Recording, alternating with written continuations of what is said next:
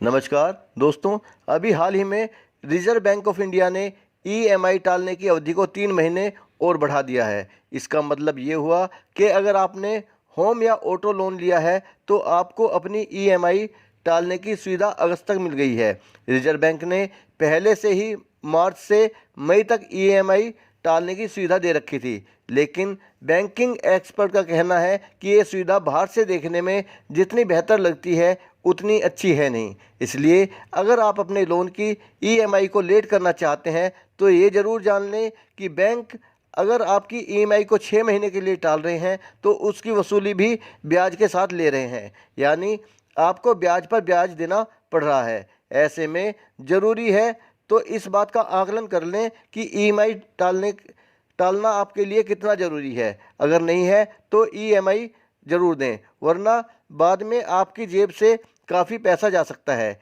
इधर एसबीआई ने भी कहा है कि मार्च से मई तक ईएमआई टालने का फ़ायदा मात्र 20% लोगों ने लिया है। इसका मतलब है कि अधिकतर ग्राहक ईएमआई टालने को फ़ायदेमंद नहीं समझ रहे हैं और लोन की किस्त सही समय पर दे रहे हैं।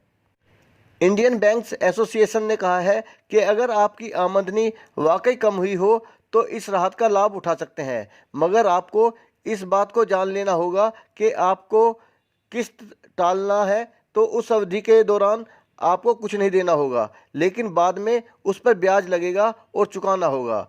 अगर आप ईएमआई टालना चाहते हैं तो बैंक आपको 3 विकल्प दे रहा है। यह 3 ऑप्शन आपको उदाहरण के साथ समझाने का प्रयास करता हूँ। दोस्तों, ये है पहला विकल्प।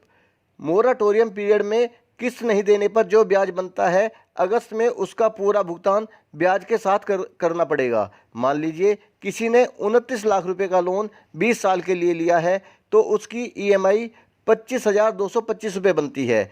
अगर उसने 6 माह के लिए ईएमआई टाल दी तो कुल ईएमआई बनी 1,51,350 रुपये। इस पर आपको बैंक को द्वारा तय 5 से 7% तक ब्याज देना पड़ सकता है। अगर आपने 7% ब्याज दिया तो कुल राशि बैठेगी 1,61,944 रुपये।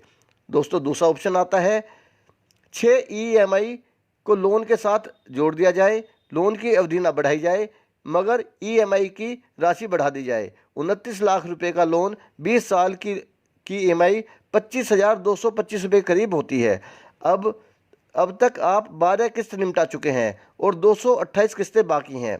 अब आप 6 माह के लिए ईएमआई टालते हैं तो बाद में ईएमआई 25,225 की जगह 25,650 रुपये के करीब हो जाएगी और लोन की अवधि पहले वाली ही रहेगी। और आखिर में तीसरा विकल्प, जिसमें ईएमआई ना बढ़ाई जाए मगर लोन की अवधि बढ़ा दी जाए।